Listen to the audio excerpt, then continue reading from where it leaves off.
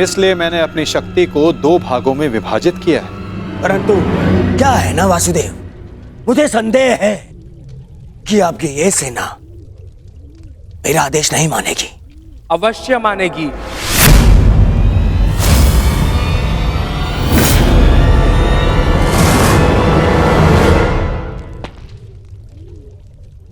क्योंकि मैं नारायणी सेना का नेतृत्व करूंगा। मैं हस्तिनापुर की ओर से युद्ध में भाग लूंगा और नारायणी सेना का सेनापति बनकर निर्देश दूंगा। अब कोई छल नहीं कर पाएगा और ना ही कोई विद्रोह।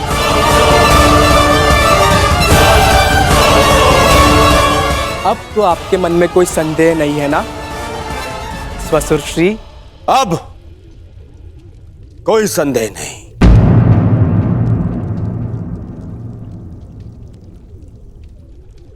ये विभाजन मुझे स्वीकार है।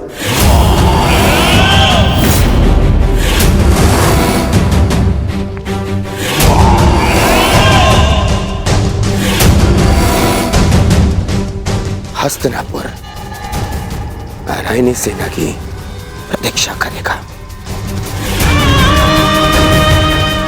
अब मुझे आज्ञा दीजिए, बहुत कार्य शेष है, तैयारियां करनी है। विनम्रता से।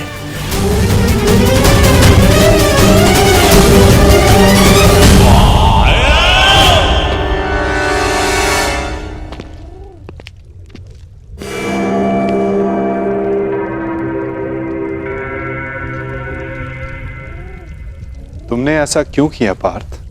मेरे समर्थन के लिए इतना बड़ा त्याग?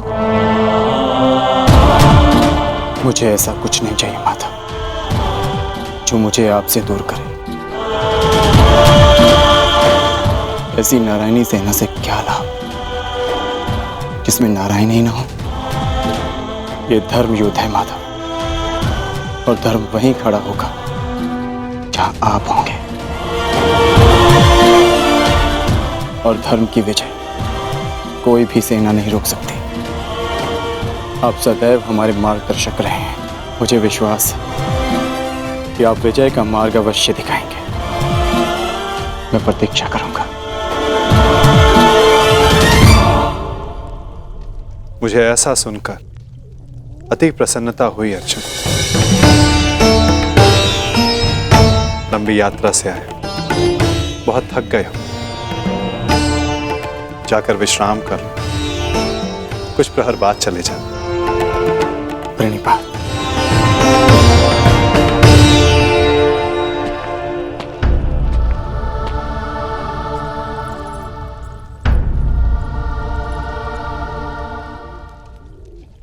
मुझे क्षमा कर दीजिए पिताश्री। मैंने आपको पक्षपाती समझा। मुझसे बहुत बड़ी भूल हो गई। ठीक कहा था आपने, आप लोगों को नहीं चुनते, लोग आपको चुनते हैं।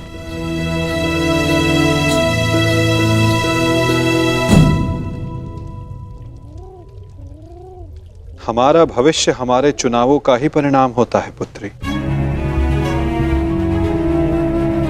जीवन में किस मोड़ पर हम क्या निर्णय चुनते हैं, उससे सिद्ध होता है कि हमें हमारा लक्ष्य मिलेगा या नहीं।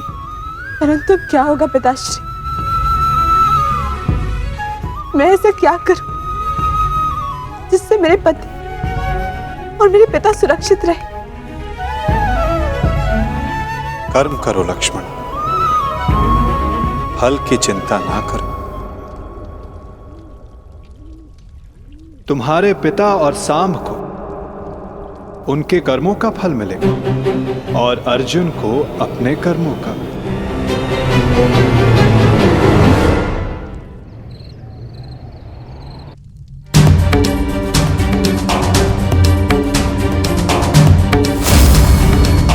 मैं भी इस युद्ध में सम्मिलित होना चाहता हूं। मैं अपना निर्णय ले चुका हूं और अपना पक्ष भी चुन चुका हूं। जिस ओर मेरा मित्र सांब होगा।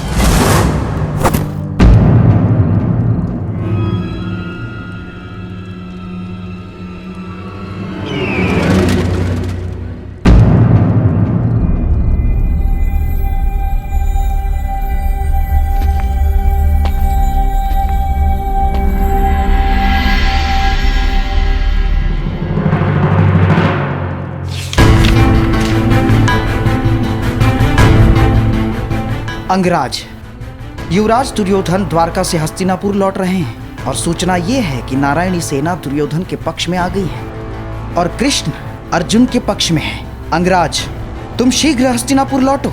युद्ध हस्तिनापुर की सीमा पर है। गांधार राज शकुनी।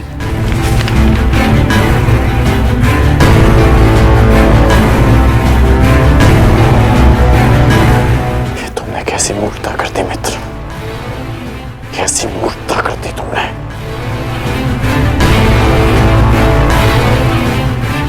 मुझे अभी द्वारका किले प्रस्थान करना होगा।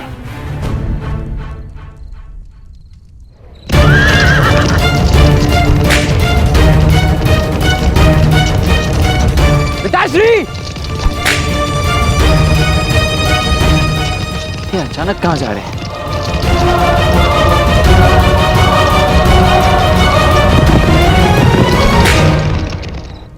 मां,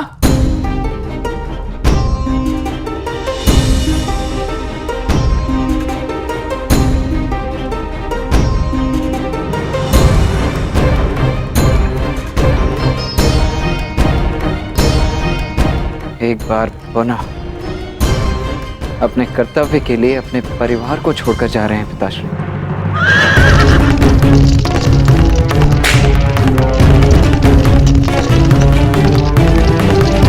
विश्वास नहीं होता,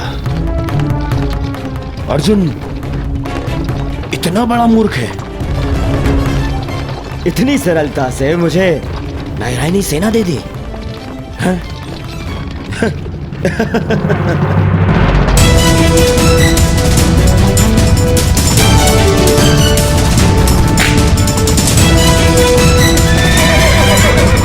सारथी रोको। वेद,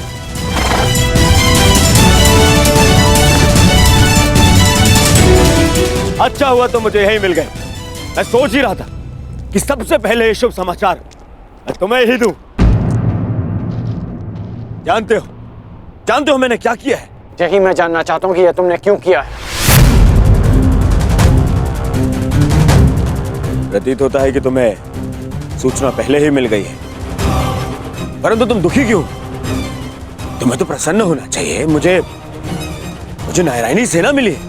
नारायण के बिना तुम्हें नारायणी सेना मिल गई है। मैंने तुमसे कहा था कि तुम्हें अर्जुन से पूर्व द्वारका पहुंचना है। तुम अर्जुन से पूर्व द्वारका क्यों नहीं पहुंचे मित्र? अरे तुम्हें मिथ्या बोध हुआ है। मित्र, अर्जुन से पूर्व द्वारका पहुंचा था। क्या? तो फिर ऐसा क्यों हुआ? अरे क्या हुआ मित्र? कुछ अनुचित नहीं हुआ है, सब हमारे हित में हुआ। हम दोनों को बराबर का अवसर मिला था, कृष्ण या नारायणी सेना चुनने का। उस मूर्ख ने नारायणी सेना छोड़कर कृष्ण को चुना और मैंने भी उसकी मूर्खता के लिए उसे रोका नहीं। और क्यों रोकता? हा? पहले अवसर उसे मिला, जबकि पहले मैं पहुंचा था। और तुमने वासुदेव को नहीं चुना। ये क्या किया तुमने? तुमने वासुदेव को क्यों नहीं चुना मित्र?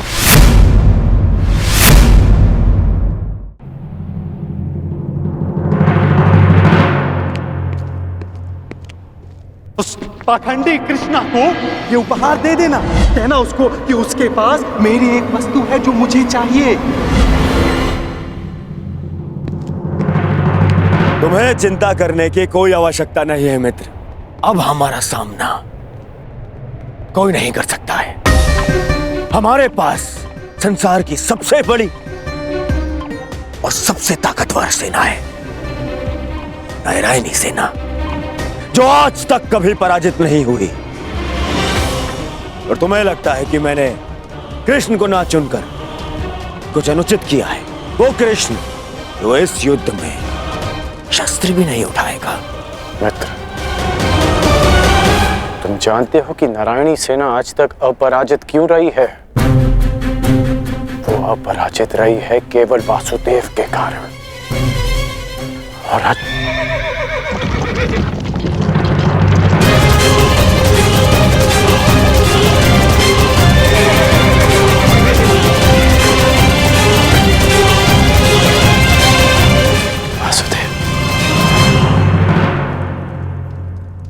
मैं नारायणी सेना का नेतृत्व करूंगा। मैं हस्तिनापुर की ओर से युद्ध में भाग लूंगा। अब ना ही कोई छल कर पाएगा और ना ही कोई विद्रोह।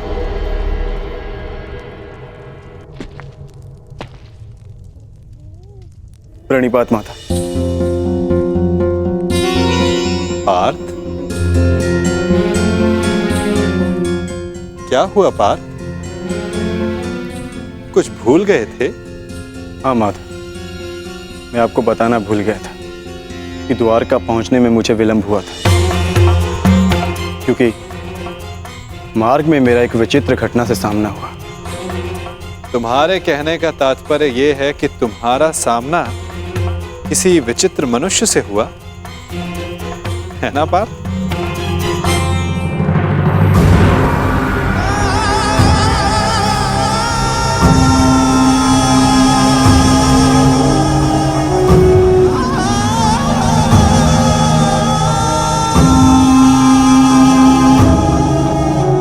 मैं यहाँ तुम्हारा ही तो कार्य करने आया था युवराज दुर्योधन।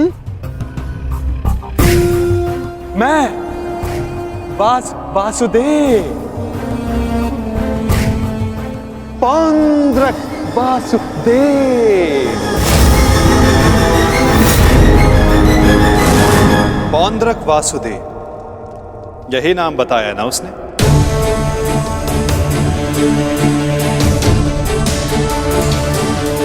जिसने मेरी भांति वेशभूषा भी धारण कर रखी थी, है ना? हाँ, आप जानते हैं मैं भी कैसा प्रश्न पूछ रहा हूं, भला आपसे क्या छिपा है? परंतु मेरी समझ में यह नहीं आता कि वो पाखंडी आपके रूप में प्रस्तुत होकर सबको भ्रमित कर रहा है और आप शांति की आशा में कभी कभी शांत बैठना भी पड़ता है पार्थ।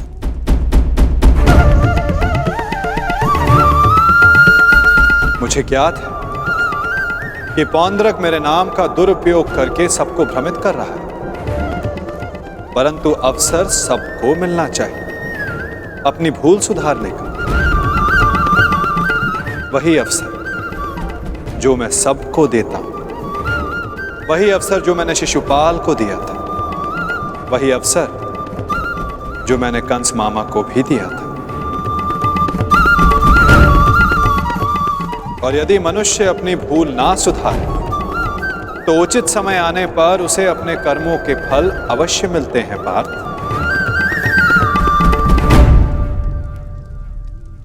अब तुम मुझे पौंड्रक का संदेश सौंप सकते हो पार्थ।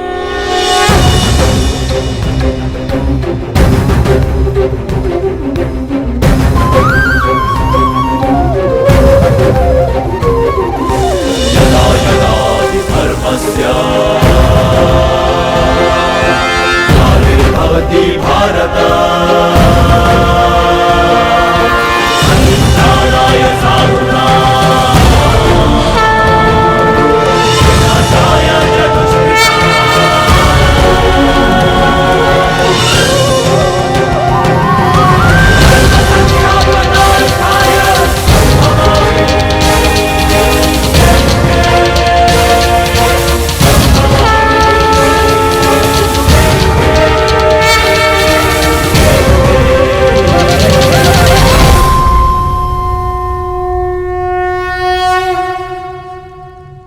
ये क्या था माधव?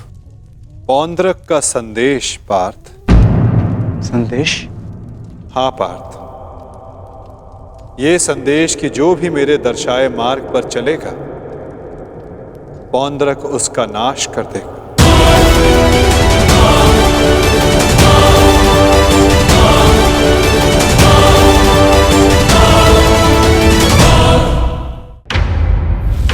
ये वासुदेव नहीं है।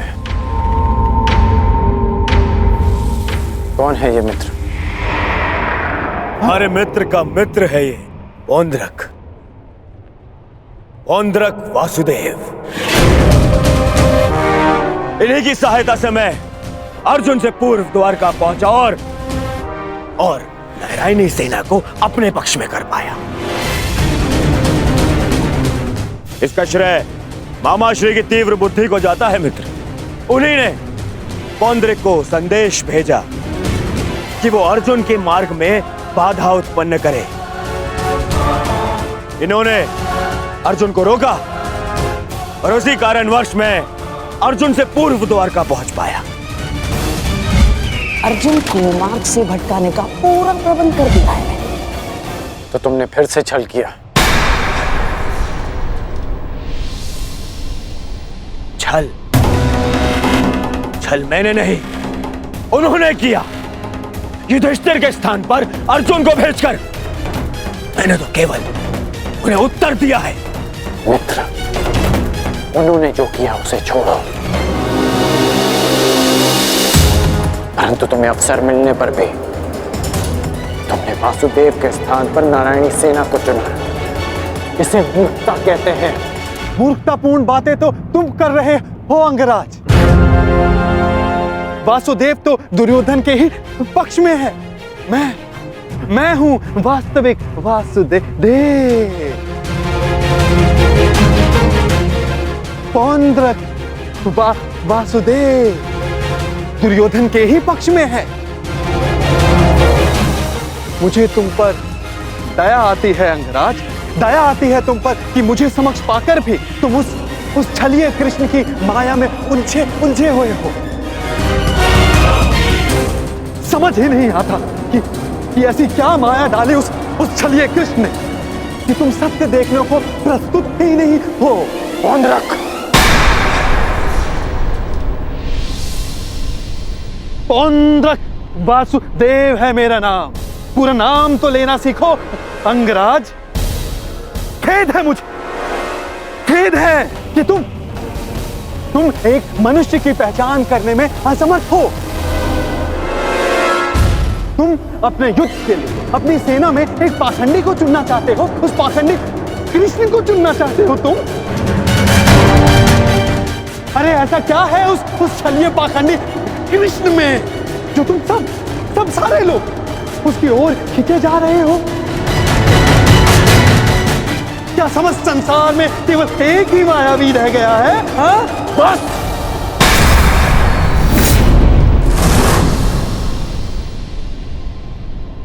बस तुम करो मित्र, बस।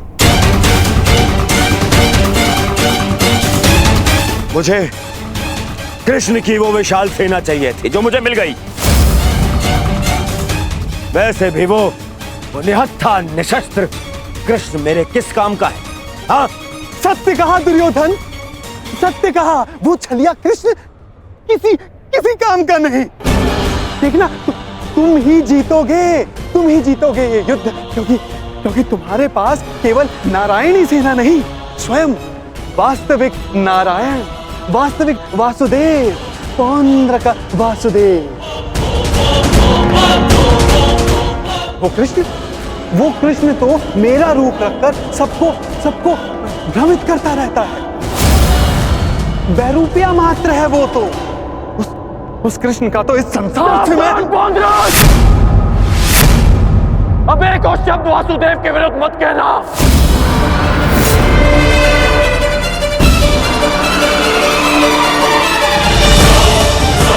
वो कृष्ण तो मेरा रूप रखकर सबको भ्रमित करता रहता है। बैरूपिया मात्र है वो तो। उस कृष्ण का तो इस संसार से मैं...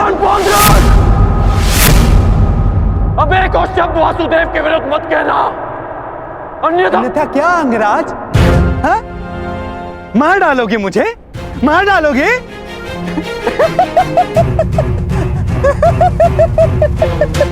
दुर्योधन, तनिक देखो तुम्हारी सेना का ये वीर कहीं वास्तविकता में उस छलिए का गुप्तचर तो नहीं है? छलिए और बहरूपिये तो तुम हो पौंड्रक। कुछ ही क्षणों में तुम्हारी वास्तविकता मेरे समक्ष आ गई है। तुम मेरी चिंता करनी छोड़ो, केवल अपनी चिंता करो। तुम केवल एक बड़बोले ढोंगी हो जो वासुदेव होने का स्वांग रचा कर बैठे हो। मौन रहो दुस्साहसी, मौन।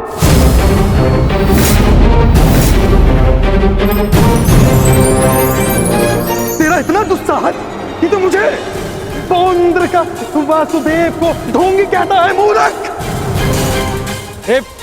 शांत हो जाओ मित्र, शांत हो जाओ। पौंद्रक, कांड का यह तात्पर्य नहीं था।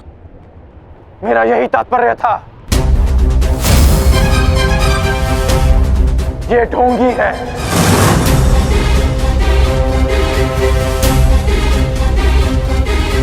यदि तुम वास्तव में वासुदेव हो तो मुझे निशस्त्र करके दिखाओ। मैं तुम्हें चुनौती देता हूं। पौंद्रक वासुदेव को चुनौती?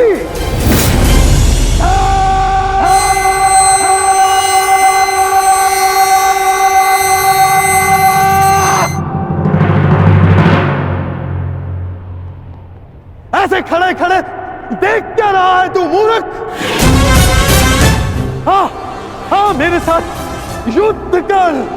मेरे हाथों मरेगा, तुझे मोक्ष मिलेगा।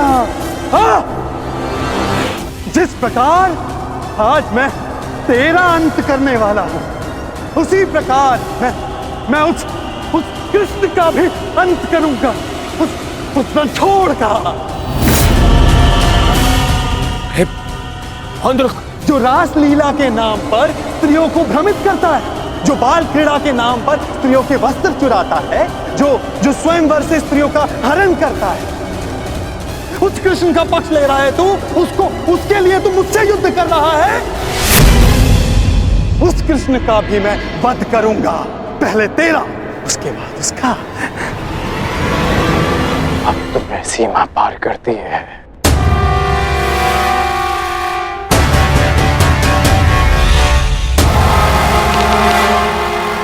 नहीं मित्र, नहीं मित्र, आज इस पौंद्रक का अंतिम दिवस है।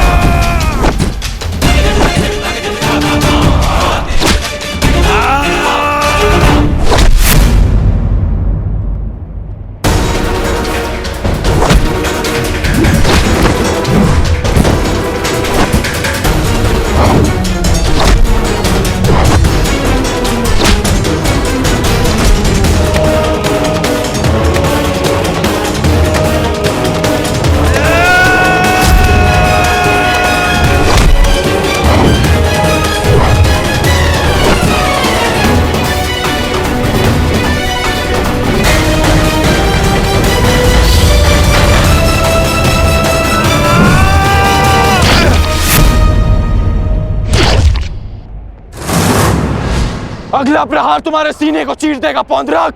क्षमा मांगो।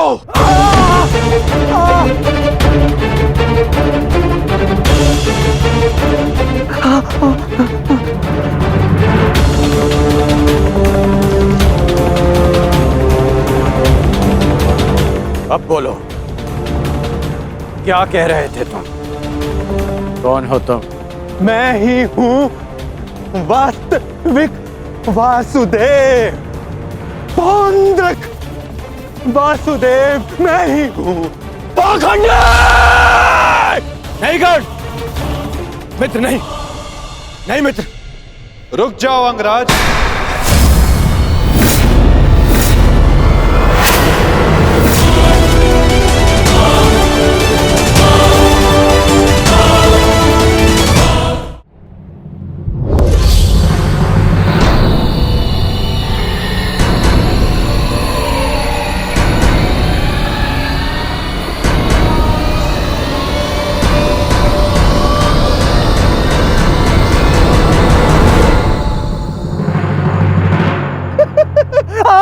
आ गया तू, चलिए आ गया। अंततः वो दिन आ गया कृष्ण, जिसकी वर्षों से मुझे प्रतीक्षा थी। यदि अंत से पूर्व मनुष्य को उसकी भूल का भान हो जाए तो अच्छा ही होता है। अब तो तुम्हें विश्वास हो गया होगा कि वास्तविक वासुदेव कौन है। मैं ही हूं वास्तविक वासुदेव, पौंद्रक वासुदेव। इसलिए जिसका अधिकार आरंभ से केवल मेरा है, मुझे मेरा सुदर्शन चक्र दे दो कृष्ण। देने ही तो आया हूं तुम, परंतु चेतावनी, मैं तुम्हें बहुत अवसर दे चुका हूं पौंड्रक। तुम्हारे पाप का घड़ा भरता जा रहा है पौंड्रक। अब मेरा स्वांग रचना बंद करो। चुप कर छलिए कृष्ण। तू ढोंग, तू छलिया मुझे बताएगा कि अब मुझे क्या करना चाहिए और क्या नहीं। जो तुझे देव मानते हैं ना, वो सब दृष्टिहीन है और बुद्धिहीन भी। परंतु मैं नहीं हूं। अपने सहयोगियों को धैर्य की महिमा समझाओ दुर्योधन। युद्ध प्रारंभ होने में अभी समय शेष है और समय से पूर्व युद्ध को आमंत्रण देना सर्वनाश को आमंत्रित करने के समान होता है दुर्योधन। क्योंकि इस समय मैं अस्त्र ना उठाने के लिए बंधित नहीं हूं। मनुष्य को खाई में गिराने के लिए उसका केवल एक पग पर्याप्त होता है पौंड्रक। अभी अभी मैंने कर्ण को रोककर तुम्हें मृत्यु के मुख में जाने से रोका है। कदाचित तुम्हारा अगला पग तुम्हारा अंत ना रोक पाए पौंड्रक।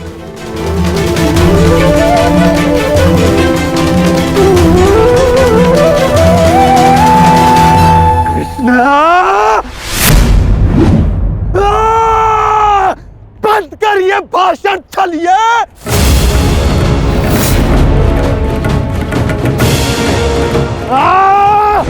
छलिए पाखंडी, आज मैं तेरा अंत करके ही रहूंगा कृष्ण। धैर्य रखो मित्र, क्रोध मुझे भी आ रहा है। अपने क्रोध को युद्ध के लिए बचा के रखो।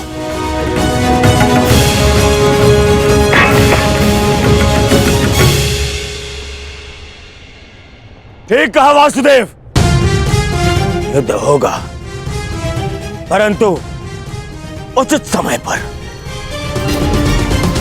और उचित स्थान पर। उस महायुद्ध के प्रथम दिवस पर मैं आपको उत्तर अवश्य दूंगा।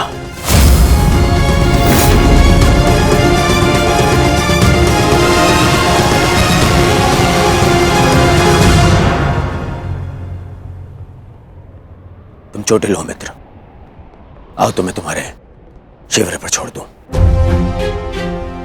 आओ।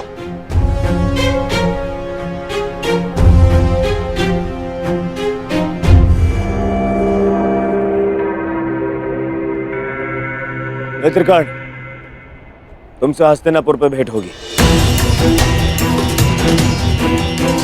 आशा है तब तक तुम अपने इस भ्रम से निकल जाओगे और तब तुम समझोगे कि मेरा चुनाव उचित था। आशा तो मुझे थी मित्र कि तुम अपने भ्रम से निकलकर वास्तविक शक्ति को पहचानोगे, परंतु अब कोई लाभ नहीं। जो हानि तुमने स्वयं को और हम सबको पहुंचानी थी, वो तुम पहुंचा चुके हो। चल मोटे, आजा। कृष्ण, मैं अपना सुदर्शन चक्र तुझसे लेकर रहूंगा, जिस पर आरंभ से केवल मेरा अधिकार था, है और रहेगा।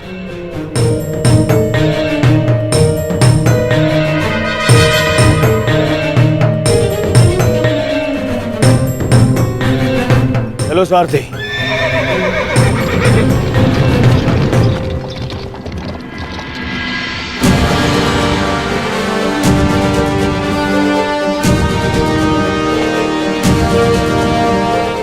प्रणिपात वासुदेव, आज्ञा थे। इतनी भी क्या शीघ्रता मित्र?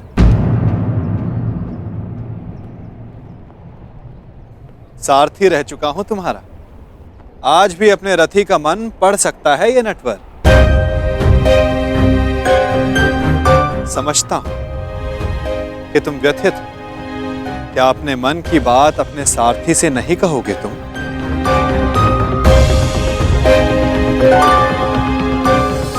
अपने रथी का मन आप पढ़ सकते हैं ना, तो पढ़ लीजिए। इसीलिए कहता हूं मित्र, तुम्हें प्रसन्न होना चाहिए। दुर्योधन ने उचित चुनाव किया, उसे शक्ति चाहिए थी, उसे मिल गई। नारायणी सेना अब उसके आदेश के अधीन होगी। नारायणी सेना में नारायण ही ना हो तो वो कैसी नारायणी सेना केशव?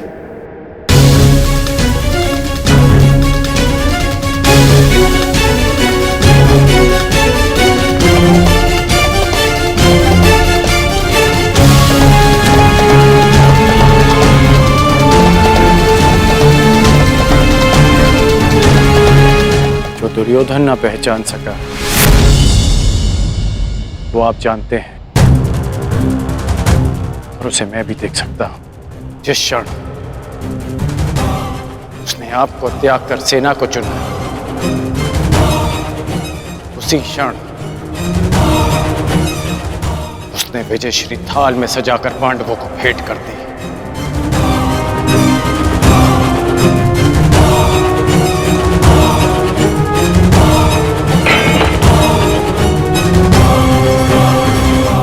ऐसा क्यों लगता है मित्र? नारायणी सेना दुर्योधन के अधीन होने से उसकी शक्ति में वृद्धि अवश्य हुई है। तुम्हें नहीं लगता कि अर्जुन ने भूल की? क्या मिला उसे निहत्थे कृष्ण को चुनने से? जिसके हाथ के संकेत से सृष्टि बनती है और बिगड़ती है, वो कैसे निहत्था हो सकता है वासुदेव? परंतु सत्य ये भी है मित्र कि मेरे युद्ध में उपस्थित रहने पर भी मैं युद्ध नहीं करूं, तो फिर मुझसे किसी को क्या हानि और क्या लाभ? सबसे बड़ा अस्त्र तो आप चला चुके हैं, स्वयं को दुर्योधन के विपक्ष में रखकर। आप ही कहते हैं ना कि निर्णय ना लेना भी कभी कभी सबसे महत्वपूर्ण निर्णय होता है, कि हम पक्ष ना चुनकर भी कभी कभी पक्षपात कर जाते हैं, भले ही संसार ना देख पाए। परंतु मैं जानता हूं कि आपने पक्ष लिया है वासुदेव।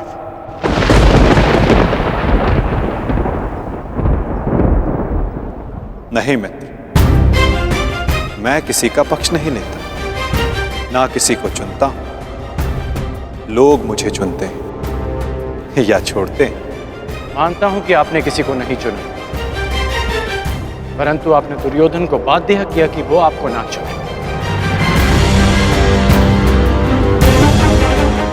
आपने ऐसी परिस्थितियां उत्पन्न की कि वो ही आपको चुने जिसे आप चुनना चाहते हैं।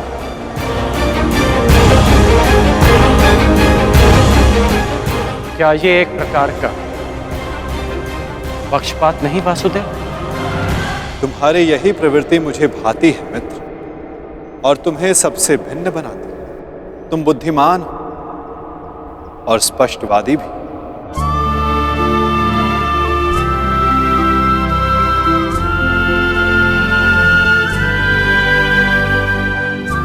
ऐसा होकर भी क्या लाभ वासुदेव, जब मैं आपका साथ ना पा सका।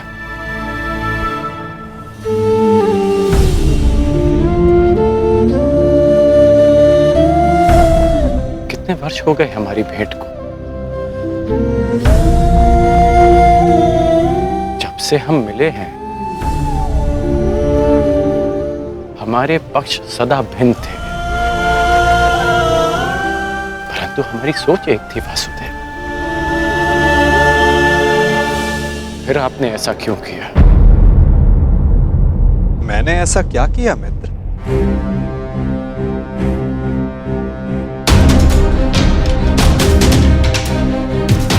आप सब जानते हैं फिर भी ये प्रश्न कर रहे हैं। अब तो मान जाइए कि आप पक्षपाती हैं। कैसा पक्षपात अंगराज? विराट नगर में मैंने कौरवों और पांडवों को समान अवसर दिए कि द्वारका आकर मुझसे पहले जो समर्थन की मांग करेगा मैं उसी का समर्थन करूंगा। विराट नगर में जब आपने वचन दिया वहां सब उपस्थित थे, परंतु द्वारका में जो घटित हुआ वो केवल दुर्योधन और अर्जुन ही जानते हैं। दुर्योधन को केवल आपने भ्रम दिया और शक्ति दी अर्जुन को।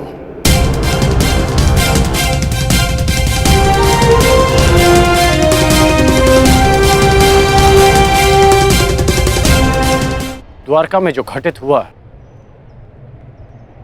वो केवल दुर्योधन और अर्जुन ही जानते हैं। दुर्योधन को केवल आपने भ्रम दिया और शक्ति दी अर्जुन को। नारायणी सेना को चुनना दुर्योधन का चुनाव था मित्र। मैंने तो उसे केवल विकल्प दिए। अब दुर्योधन ने क्या चुना ये तो उसका निर्णय है। इसमें मैं क्या कर सकता था? आप जो कर सकते थे आपने किया माधव, और उसका परिणाम वही हुआ जो आप चाहते थे।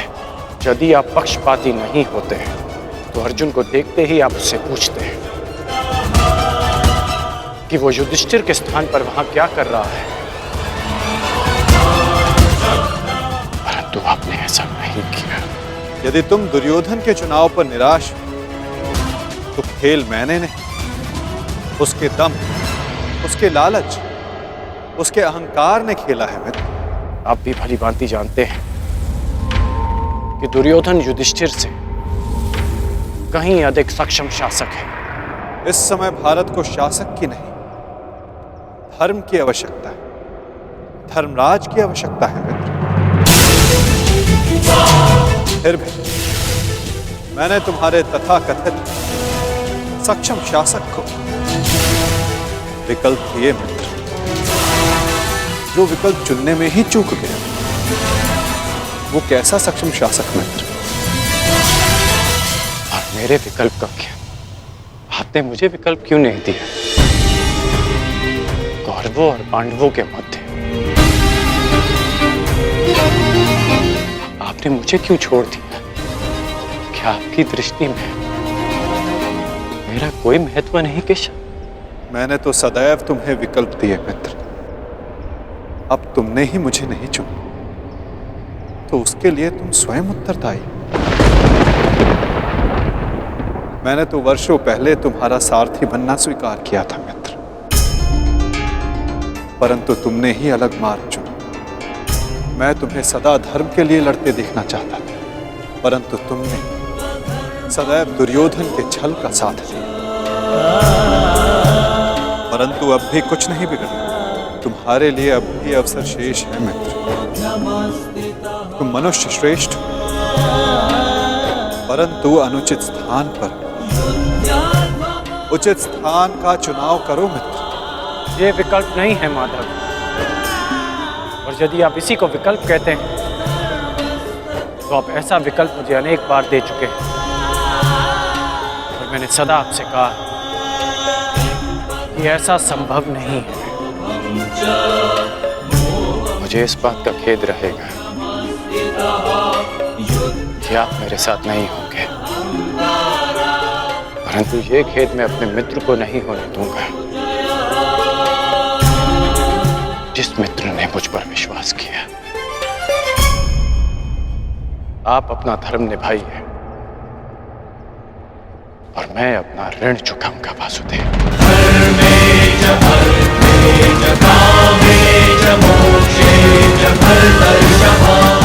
युद्ध में भेंट होगी, प्रणिपात वासुदेव।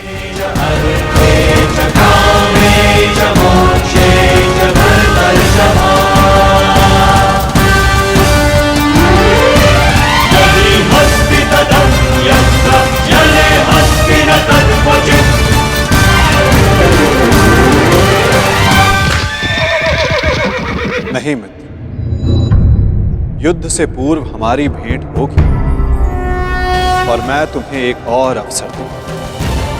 तुम्हें आभास कराऊंगा कि जितना सम्मान तुम्हें चाहिए उससे कहीं अधिक सम्मान के योग्य हो तुम। अगली भेंट में तुम्हारी वास्तविकता से भेंट करवाऊंगा मित्र। तुम्हें ज्ञात होगा कि तुम वास्तव में कौन हो। आशा है कि उस दिन तुम उचित विकल्प चुनोगे मित्र।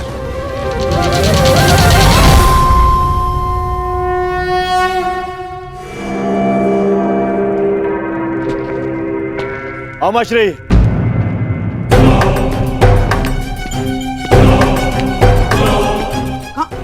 कहाँ थे तुम? मैं कब से तुम्हारी प्रतीक्षा कर रहा हूँ। बताओ क्या हुआ द्वारका में? और उस छलिया के रहते तुमने नारायणी सेना को कैसे अध्ययन किया आपने? हैं? अब बैठिए तो बैठिए। अरे अमश्री, आज तक आप अपनी चालों से मुझे आश्चर्य में डालते थे, परंतु आज मैंने इतनी बड़ी वजह से आपको और सबको आश्चर्य में डाल दिया।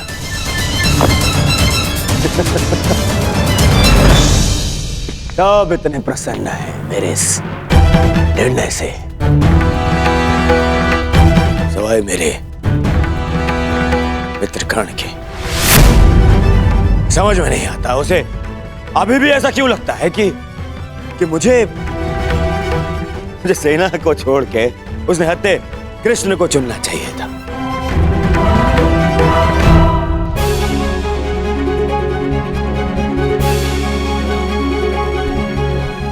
आज वासुदेव हमारे साथ है, तो इसका सारा श्रेय पांचाली को जाता है। यदि तुमने अर्जुन को ना भेजा होता तो कदाचित ये संभव ना होता। आपका मेरे प्रति इतना विश्वास मेरे लिए बहुत सम्मान की बात है आर्य, और मुझे भी पूर्ण विश्वास है कि आप हस्तिनापुर के लिए अधिक योग्य शासक सिद्ध होंगे। अरे कोई जाओ, समझाओ, बताओ उसे कि कितनी बड़ी भूल कर रहा है वो। भूल तो तुम कर रहे हो दुर्योधन।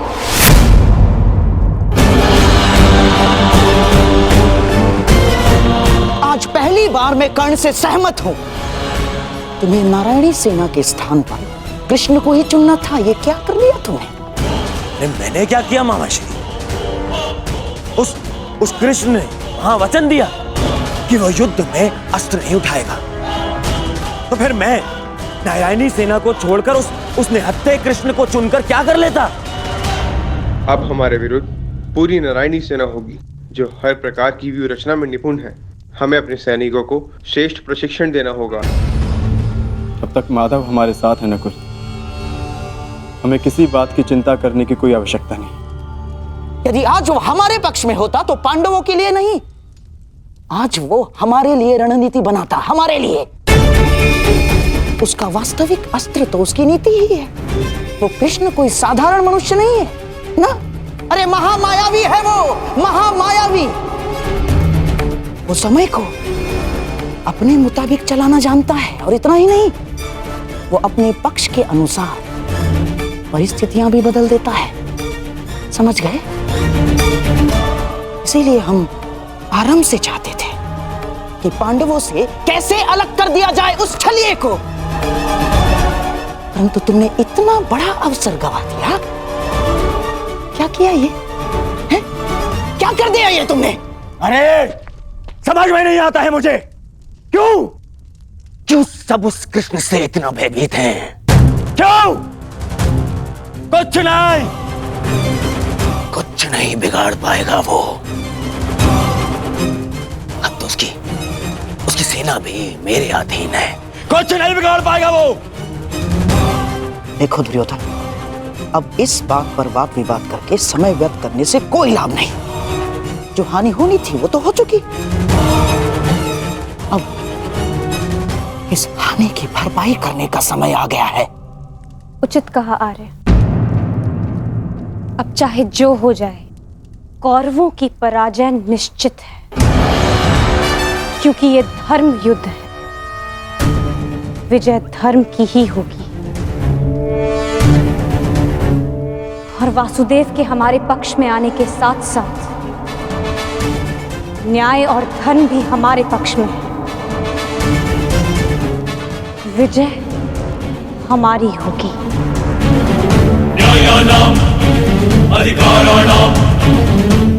ये महाभारत भारत का नव निर्माण करेगा।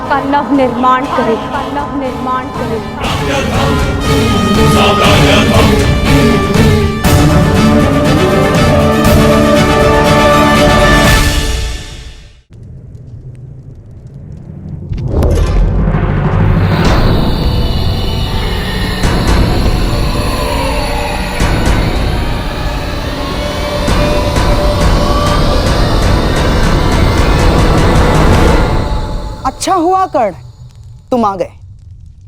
हम तुम्हारी प्रतीक्षा कर रहे थे। हाँ, सभा का आरंभ मैं सबसे पूर्व महाराज धृतराष्ट्र को राजकुमारी लक्ष्मणा के विवाह की बधाई देकर करना चाहता हूँ। बधाई हो महाराज। और हाँ, अत्यंत खेद के साथ मुझे ये भी कहना पड़ रहा है कि ये अंतिम शुभ अवसर था जिसमें सारे कुरुकुल ने भाग लिया।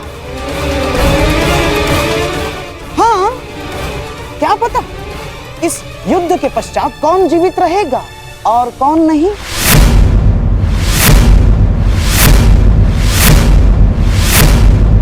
स्पष्ट रूप से कहिए गंधार राज, आपका तात्पर्य क्या है?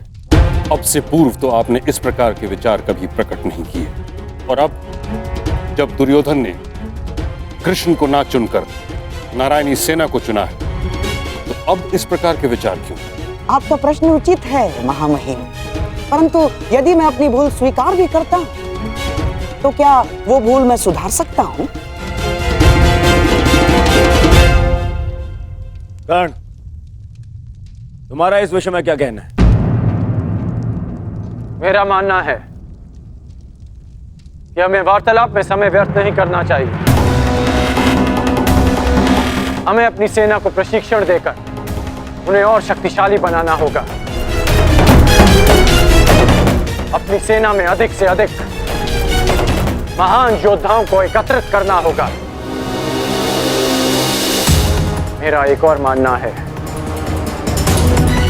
कि हमें युद्ध के लिए तत्पर रहना चाहिए।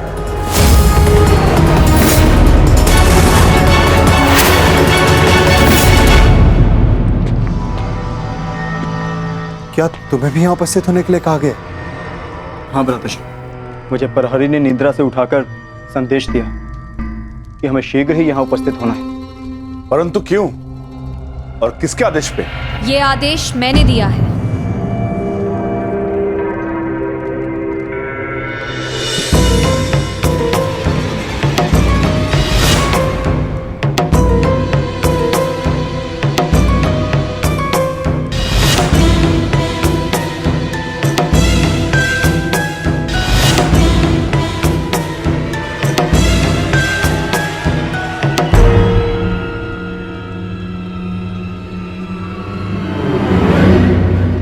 पांचाली, इतनी रात में तुम ये? क्योंकि ये समय सोने का नहीं है धर्मराज, जागने का है। और जो बात मैं कहना चाहती हूँ उसके लिए सूर्योदय की प्रतीक्षा नहीं कर सकती। ऐसा क्या है पांचाली?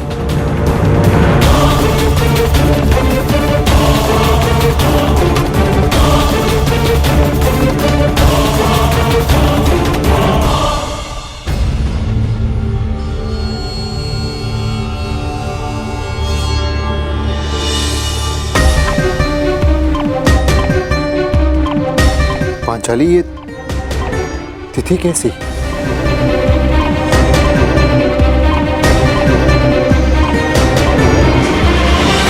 ये वो तिथि है आर्य जिस दिन हम कौरवों के विरुद्ध युद्ध आरंभ करेंगे।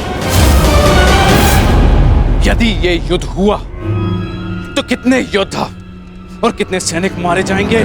महाराज, इस तथ्य से सभा में उपस्थित सभी मनुष्य अवगत हैं।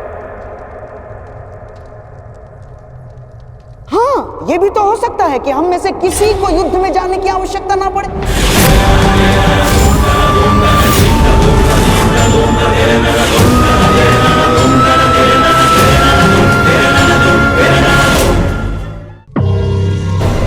महामहिम, जैसे पुराणों में मैंने पढ़ा है कि स्वयं भगवान भी अपने शत्रुओं को एक अंतिम अवसर देते हैं, तो क्या हम अपने शत्रु को अंतिम अवसर नहीं दे सकते?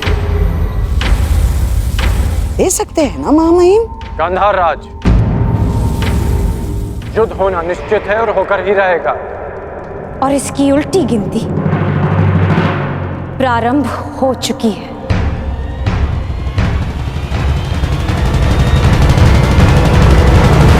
मैं तुम्हारे विचारों से सहमत नहीं हूं। जितना असहमत मैं गंधार नरेश की सोच से हूं, उतना ही असहमत मैं इस निष्कर्ष से हूं। हर परिस्थिति में संधि युद्ध से श्रेष्ठ होती है।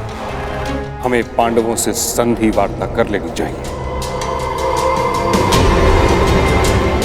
युद्ध अभी प्रारंभ नहीं हुआ है महाराज, हम इसे रोकने का प्रयास कर रहे हैं। हमें पांडवों से शांति वार्ता करनी चाहिए। मैं जानता हूं कि आप भी ये युद्ध रोकना चाहते हैं। हम भी नहीं चाहते कि ये युद्ध हो। हमारा प्रयास है कि हस्तिनापुर के मस्तक पर इस महाविनाशी युद्ध का कलंक न लगे। ठीक है ताक्षरी, यदि यह हस्तिनापुर के भविष्य का प्रश्न है तो हम अपने दूत को पांडवों के समक्ष भेजने की आज्ञा देते हैं।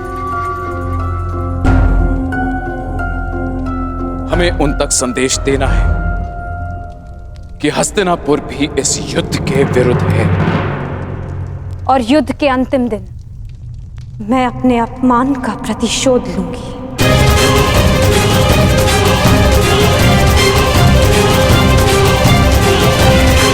जिस दिन दुर्योधन का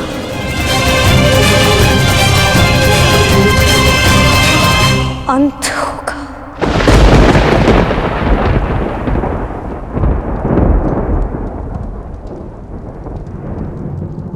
महाराज, ऐसे ये मेरा अंतिम निर्णय है कर्ण। हमें अपनी ओर से एक प्रतिनिधि चुनना होगा।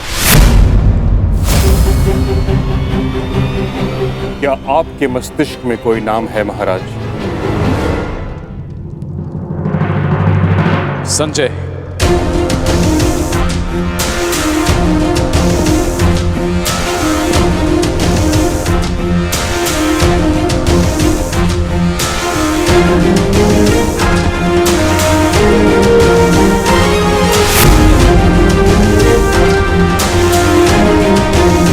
प्रणिपात महाराज।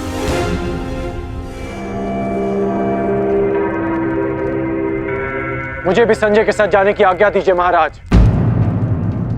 नहीं कर्ण, यह एक अत्यंत संवेदनशील प्रकरण है। हमें योद्धा नहीं, नीतिपरक मनुष्य चाहिए।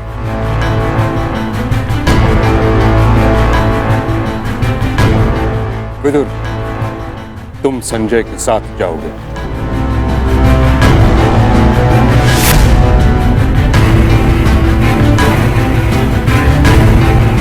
तो ठीक है, विदुर और संजय दोनों हस्तिनापुर की ओर से शांति प्रस्ताव लेकर जाएंगे। यह एक पारिवारिक प्रकरण है और हम नहीं चाहते कि परिजन ही परिजनों का रक्त बहाए।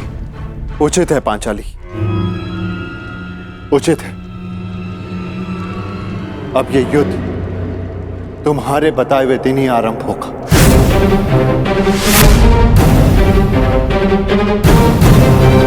और इसका संदेश हम कौरवों तक पहुंचा देंगे।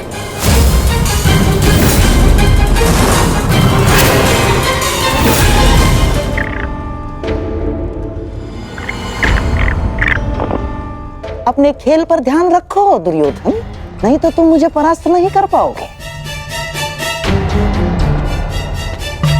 क्षमा कीजिए महाश्री, आपके इस अवसर में आपके जितना कौशल नहीं है मेरा, और खेल में मेरा ध्यान नहीं लग रहा है, क्योंकि मुझे समझ में ही नहीं आ रहा है कि आपने ऐसा किया क्यों। मैं पांडवों के समक्ष प्रस्ताव ले जाने के विरुद्ध था, आपने मुझे बाध्य किया। क्यों? आप पांडवों का विनाश नहीं चाहते? आप बदल गए हैं क्या? क्यों आपने पिताश्री को शांति प्रस्ताव ले जाने के लिए मनाया? तुम्हें क्या लगता है दुर्योधन, क्या यह शांति प्रस्ताव युद्ध को रोक पाएगा? कदापि नहीं। अब यह युद्ध होकर रहेगा। इस युद्ध को कोई नहीं रोक सकता। अरे तो फिर संजय और विदुर को शांति प्रस्ताव लेकर क्यों भिजवाया आपने?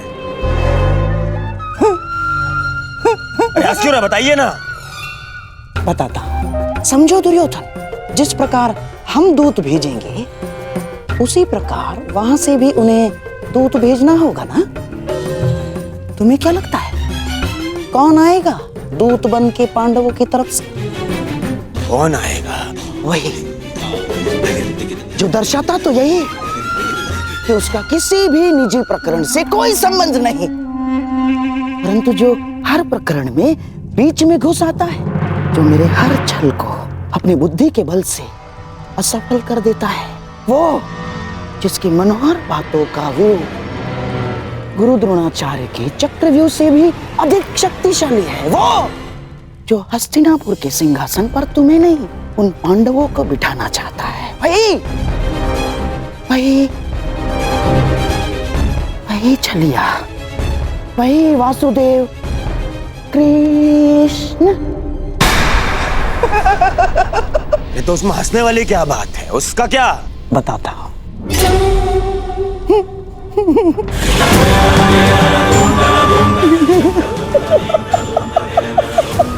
चलिए।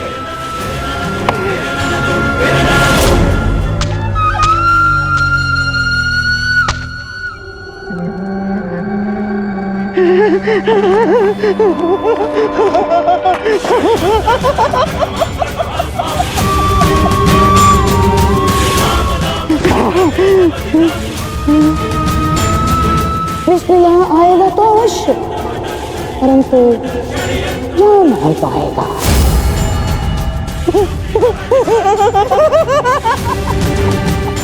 जा नहीं पाएगा।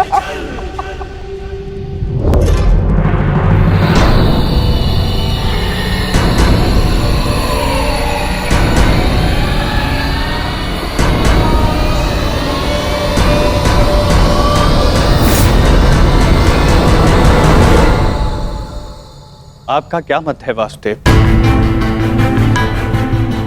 मैं इस प्रकरण में सम्मिलित ही नहीं हूं संजय महोदय, इसलिए इसका निर्णय भी युधिष्ठिर और दुर्योधन पर निर्भर करता है। परंतु मेरा यह कर्तव्य है कि मैं आप लोगों के विचारों को जानूं, क्योंकि शांति प्रस्ताव के लिए आप सबके समक्ष मुझे भेजा गया है और मैं ये आशा करता हूं कि धर्मराज भी शांतिपूर्वक इस प्रस्ताव पर विचार करेंगे। वो तो इस पर निर्भर करता है कि आपके युवराज का क्या विचार है। मैं केवल महाराज धृतराष्ट्र का संदेश लेकर आया हूं वासुदेव। युवराज दुर्योधन के विचार मैं नहीं जानता, क्योंकि मेरे पास दिव्य दृष्टि नहीं है।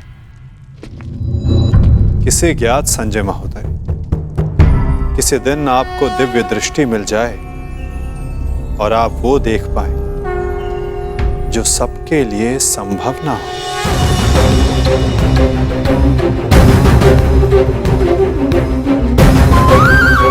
धर्मराज, आपके समक्ष हस्तिनापुर से शांति प्रस्ताव आया है। क्या विचार है आपका?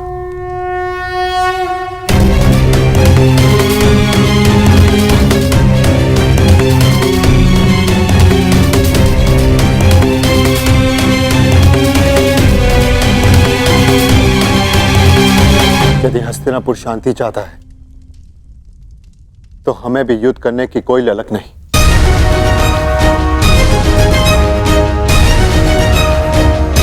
जब पितामह ने पहल की तो उनके निर्णय का मैं सम्मान करूंगा, परंतु ये युद्ध केवल मेरा नहीं, मेरे अनुजों का भी है और पांचाली का भी, इसलिए उनका मत जानना भी अत्यंत आवश्यक है। हमें ज्ञात है कि अवश्य ही तुम सबके हित की सोचोगे युधिष्ठिर, इसलिए हम सबको सबसे अधिक आशा तुमसे ही है। मुझे विश्वास है प्रतिकार और प्रतिघात के स्थान पर तुम शांति को महत्व दो। जहां तक शेष पांडवों का प्रश्न है, मुझे विश्वास है कि ये सब तुम्हारे निर्णय का सम्मान करें।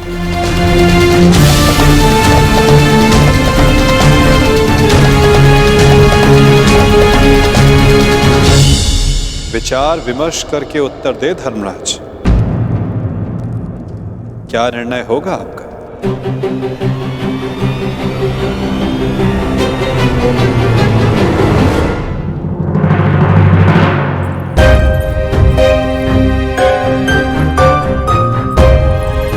वृषसेन, अरे लक्ष्मणा, कैसी हो? मैं ठीक हूँ, परंतु तुम्हें यहाँ देख के आश्चर्य हुआ। तुम यहाँ कैसे? वो मैं शाम से मिलने आया था। हाँ, परंतु कुमार शाम से पहले मैं तुमसे मिलना चाहती थी। परंतु क्यों? क्योंकि अब केवल तुम ही अपने मित्र को इतनी बड़ी भूल करने से रोक सकते हो। सांब युद्ध में न केवल अपने पिता के विरुद्ध खड़े हो रहे हैं, अपितु वो स्वयं हस्तिनापुर की ओर से नारायणी सेना का नेतृत्व कर रहे हैं। परंतु अभी भी कुछ नहीं बिगड़ा है वृषसेन। सांब तुम्हारा मित्र है, उसे समझाओ, वो तुम्हारी बात कभी नहीं टालेगा। क्षमा चाहता हूं लक्ष्मण। देखो, मैंने सदैव मित्र बनकर तुम्हारी सहायता की है, तुम्हारा पक्ष लिया है, परंतु आज मैं शाम का पक्ष लूंगा। वृषसेन? हाँ लक्ष्मण, मैं बहुत पहले ही निर्णय ले चुका हूं कि शाम जिस भी पक्ष में होगा, मैं सदैव उसी का साथ दूंगा।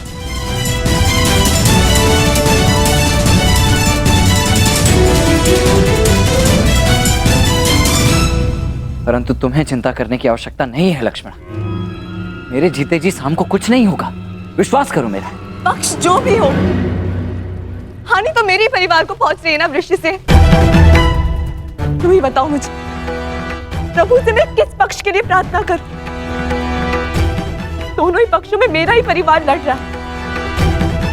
मैं क्या करूं वृषसेन? तुम्हारे इस प्रश्न का उत्तर मेरे पास नहीं है लक्ष्मण।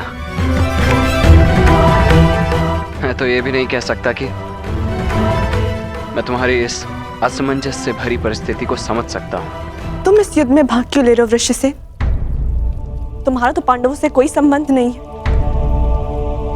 तो तुम अपने पिता के साथ इस युद्ध में क्यों भाग ले रहे हो? केवल इसीलिए लक्ष्मणा, क्योंकि सांब कौरवों के पक्ष में, और इससे अधिक मेरे लिए कुछ महत्वपूर्ण नहीं। ऋषिसेन, मैं भान है तुम कितनी बड़ी भूल कर रहे हो। नहीं भान है तुम्हें, यदि भान होता तो इस युद्ध में भाग लेने के बजाय उसे रोकने का प्रयत्न कर रहे होते तुम। मैं तुम्हारे समक्ष बहुत सी उम्मीदें लेकर आई थी ऋषिसेन, परंतु प्रतीत होता है कि मेरी भूल थी।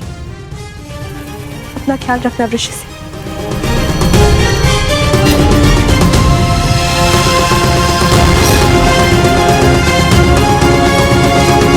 अब मैं तो क्या, कोई भी इस युद्ध को होने से रोक नहीं सकता है लक्ष्मण।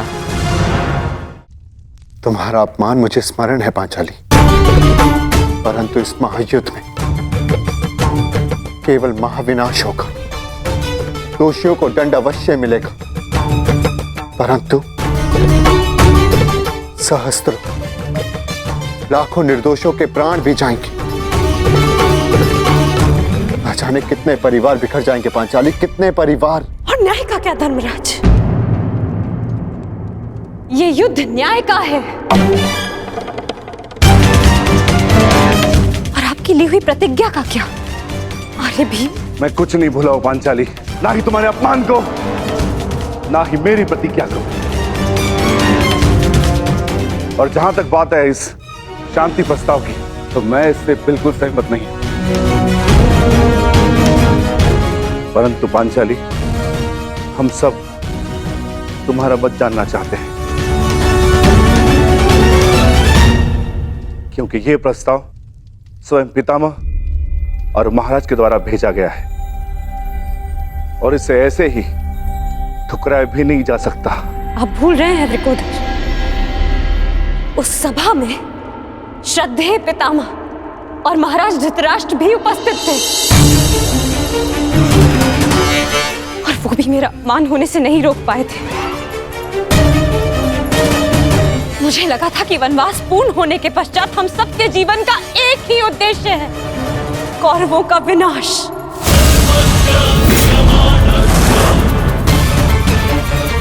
परंतु अब मुझे ऐसा प्रतीत होता है कि आप सबके लिए केवल प्रस्ताव ही महत्वपूर्ण है। एक प्रस्ताव पर आपने अपना सब कुछ खो दिया, और आज एक दूसरे प्रस्ताव में आप सब कुछ भुला दिया जो हमने खोया था। क्या एक शांति प्रस्ताव कौरवों के दिए गए वर्षों पुराने घावों को भर सकता है? आप सबके दिए गए वचनों को भुला सकता है? यज्ञसेन, यदि तुम चाहो तो इस संधि को ठुकरा सकती हो। तुम्हें इसका पूर्ण अधिकार है, परंतु इसके पहले कोई भी निर्णय लेने से पूर्व मैं सखा वासुदेव से वार्तालाप करना चाहती हूँ।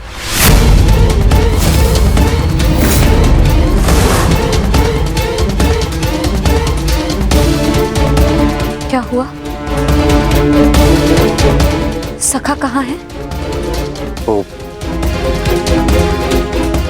हस्तिनापुर के लिए प्रस्थान कर रहे हैं। परंतु क्यों? परंतु क्यों? पांडवों की ओर से शांति दूत बनकर।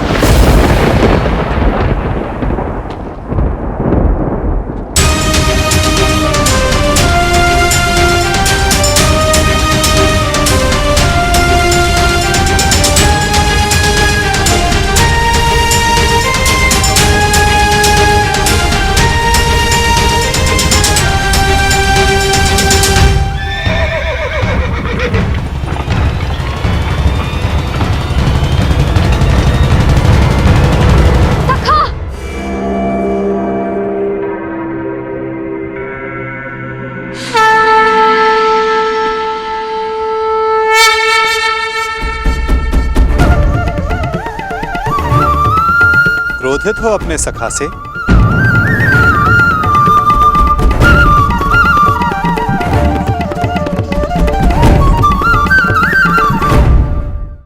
क्रोधित हो अपने सखा से?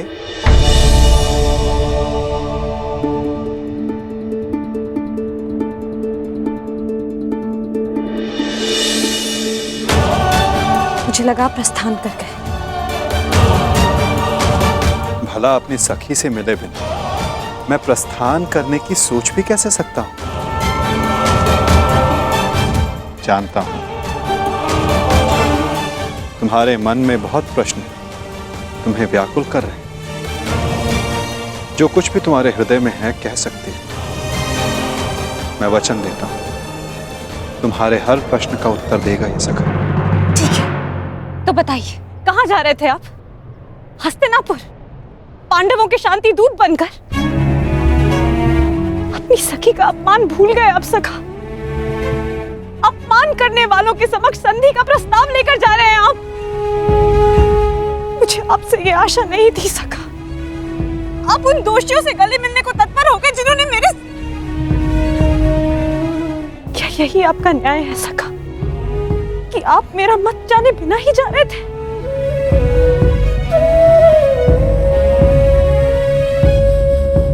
नहीं सखी, ऐसा नहीं।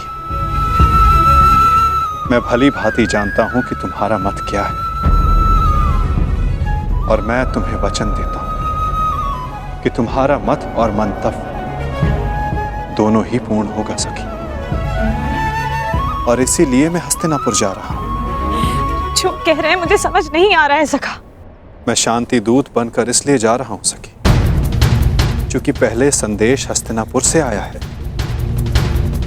परंतु अभी शांति प्रस्ताव स्वीकार नहीं हुआ है। मैं इसलिए जा रहा हूं ताकि कोई ये ना कह सके कि शांति प्रस्ताव होते हुए भी पांडवों ने आक्रमण किया, या फिर शांति प्रस्ताव का उत्तर नहीं दिया। मैं आपके इस उत्तर से संतुष्ट नहीं हो सका।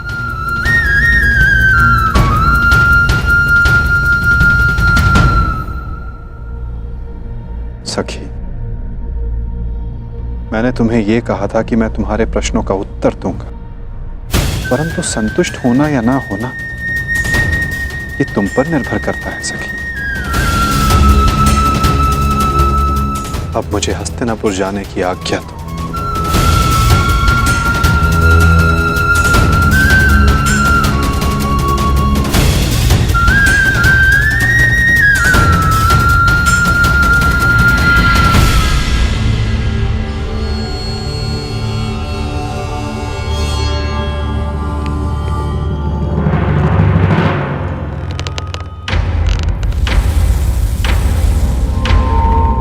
कहाँ थे पुत्र?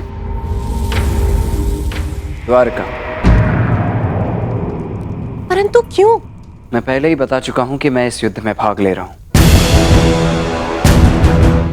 और उसी पक्ष से लड़ने वाला हूं जिस पक्ष से मेरा मित्र साम लड़ने वाला है।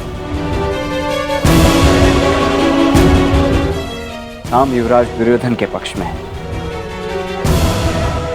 और इसीलिए मैं भी वही हूं। मौन क्यों है? समझाइए, इसे रोकिए। अपने पति को अपने आराध्य वासुदेव के विरुद्ध खड़ा देखना क्या कम था, जो अब मेरा पुत्र भी उनके विरुद्ध खड़ा होगा? नहीं, मैं तुम्हें इस युद्ध में भाग नहीं लेने दूंगी। कुछ नहीं होने दूंगी तुम्हें।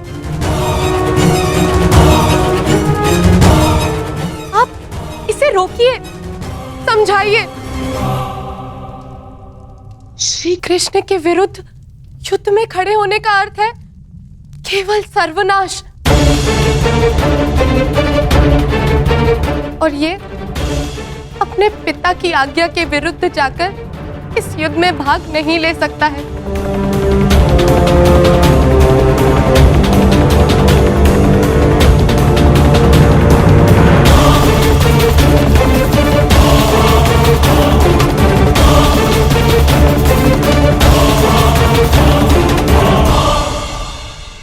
जब तुमने मुझ पर बाण छोड़ा तो तुमने मेरे सीने को लक्ष्य बनाया था, परंतु तुम्हारा लक्ष्य थोड़ा चूक गया। उसमें तुम्हारी भूल नहीं थी, उसका कारण तुम्हारा धनुष था। तुम्हारा धनुष संतुलित नहीं है।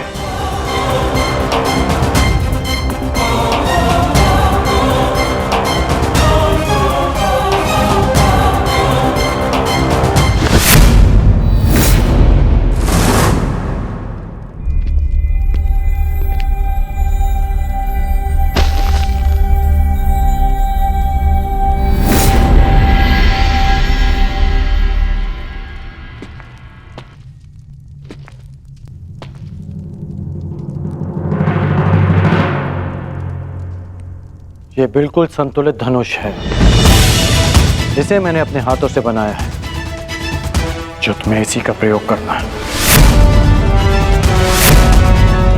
लक्ष्य कभी नहीं चूकेगा।